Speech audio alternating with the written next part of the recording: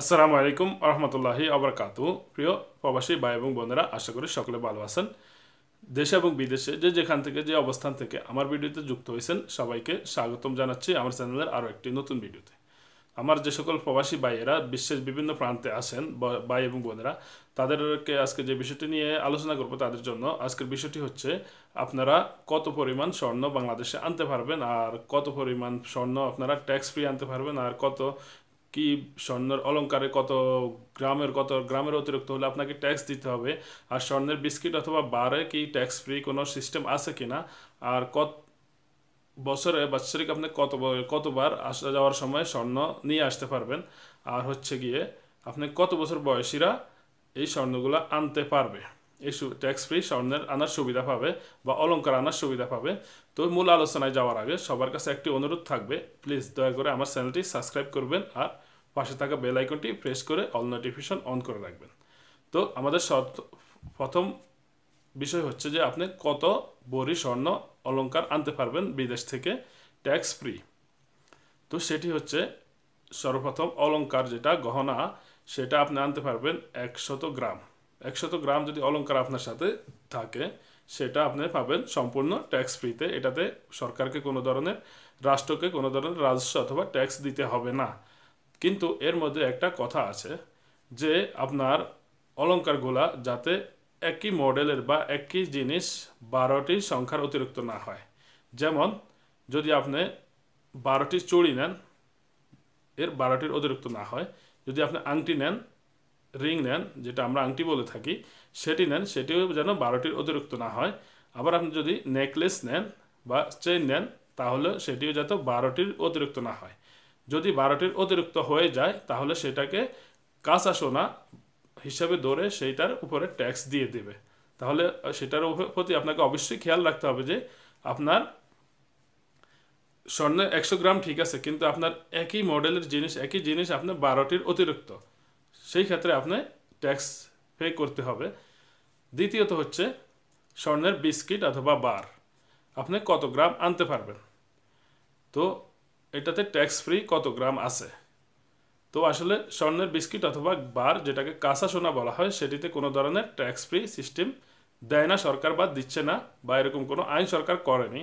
কিন্তু এই স্বর্ণের বার অথবা বিস্কিট আনতে গেলে আপনাকে ট্যাক্স খুবই কম। সেটি হচ্ছে প্রতি ভরি স্বর্ণের বার অথবা বিস্কিটে মাত্র 2000 টাকা ট্যাক্স। আর প্রতি ভরিতে গ্রাম অনুযায়ী যদি আপনি হিসাব করেন, সেখানে 11.5 গ্রামে এক ভরি হয়। তো 11.5 গ্রামে আপনি ট্যাক্স দিতে হবে 2000 টাকা। আর 2000 টাকা ট্যাক্স দিয়ে আপনি প্রতি গ্রামে প্রতি ভরিতে 2000 টাকা ট্যাক্স দিয়ে আপনি সেই অনুযায়ী আপনি আনতে পারবেন 236 গ্রাম, যেটা থেকে আপনার 236 গ্রামে আপনি ট্যাক্স প্রায় আসবে আপনার 40 থেকে 50 হাজার টাকার মধ্যে, অ্যারাউন্ড 40 থেকে 50 হাজার টাকার মধ্যে আপনি ট্যাক্স দিয়ে 240 গ্রাম সোনা আনতে পারবেন। সেটা হচ্ছে বার অথবা বিস্কিট। দ্বিতীয়ত হচ্ছে, এটা হলো আমাদের তৃতীয় স্টেপে আপনি যে কত বছর বয়সীরা এই সুবিধাটা পাবেন, বা ফ্যামিলি মেম্বাররা কতজন হলে কতগুলো আনতে পারবেন। তো এখানে সর্বনিম্ন 12 বছর বয়সীরা এই সুবিধাটি পেয়ে থাকবেন।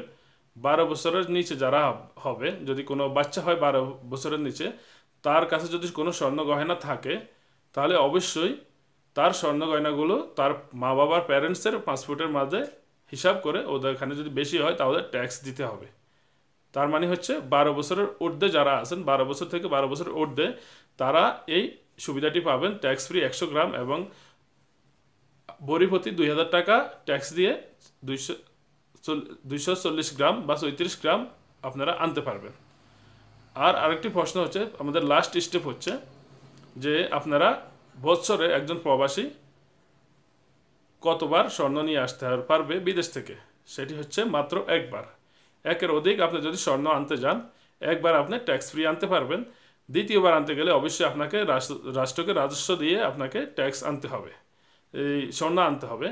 আমাদের পঞ্চম স্টেপে আমরা যদি যাই, হয়তোবা আপনার কাছে স্বর্ণ বেশি আছে, আপনার যেই 100 ভরির অধিক আছে, আর হয়তোবা স্বর্ণের বার আছে। তো সেই ক্ষেত্রে আপনি ট্যাক্সটা কোথায় পে করবেন, কীভাবে পে করবেন?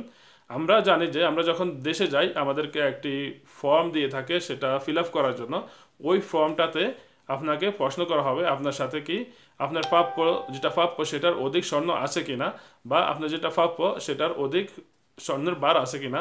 যদি আপনার কাছে থেকে থাকে তাহলে আপনি একটা হাঁ ঘর আছে, একটা না ঘর আছে, হাঁ ঘরে টিক চিহ্ন দিবেন। আর যদি আপনার কাছে না থেকে থাকে তাহলে না ঘরে টিক চিহ্ন দিবেন। যখন আপনার কাছে বেশি থাকবে তখন আপনি ট্যাক্সটা কোথায় পে করবেন বা কিভাবে পে করবেন। ট্যাক্সটা পে করার জন্য আপনাকে যেতে হবে আপনার বেল্টে, যখন মালামাল নেবেন, মালামাল নেওয়ার পরে আপনি যখন বাইরে হবেন, বাইরে হওয়ার সময় এখানে কাস্টম অফিসারদের বুথ আছে বা কাস্টম অফিসারদের অফিস আছে। সেখানে গিয়ে আপনি কাস্টম অফিসারদেরকে শেয়ার করবেন যে আমার কাছে এত ভরি স্বর্ণ আমার ঊর্ধ্বে আছে, যেটা আমি প্রাপ্য সেটার ঊর্ধ্বে আছে এত ভরি স্বর্ণ বা এতগুলো বিস্কিট বা এতগুলো বার আছে। তো আমাকে একটু হিসাব করে দেন আমার ট্যাক্সটা কত হয়েছে, বা আমার রাজস্ব, সরকারি রাজস্ব যেটা, সেটা কত আসবে। তখন তারা আপনাকে হিসাব করে দিলে সেখানে সরকারি কয়েকটা ব্যাংকের, সোনালী ব্যাংক বা অগ্রণী ব্যাংক বা রূপালী ব্যাংক, সেগুলার শাখা থাকে। ওইসব শাখায় গিয়ে আপনি আপনার ট্যাক্সটা পে করবেন। ট্যাক্সটা পে করে ওইখান থেকে আপনাকে একটা ফর্ম দেওয়া হবে। আর ওই ফর্মটা আপনি ওই কাস্টম অফিসারকে আবার দেখাবেন। হ্যাঁ, ওদের কাছে দেখালে ওরা আপনাকে ছেড়ে দিবে, আপনাকে যেতে দিবে, আপনি আপনার যা গন্তব্যে চলে যেতে পারবেন।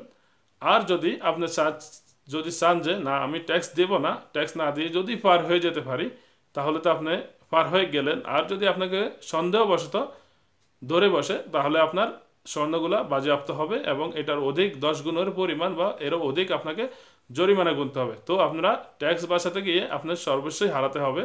তো অবশ্যই রাজস্বকে রাজস্ব দিয়েই আপনি এগুলা নিয়ে আসা ভালো হবে। তো বন্ধুরা, আমার ভিডিও যদি ভালো লেগে থাকে অবশ্যই আমার চ্যানেলটি সাবস্ক্রাইব করবেন আর পাশে থাকা বেল আইকনটি প্রেস করে অল নোটিফিকেশন অন করে রাখবেন, যাতে করে আমার দেওয়া সকল আপডেট আপনাদের কাছে খুব তাড়াতাড়ি পৌঁছে যায়। তো সবাই সে পর্যন্ত ভালো থাকবেন, সুস্থ থাকবেন। আল্লাহ হাফেজ। আসসালামু আলাইকুম রহমতুল্লাহ।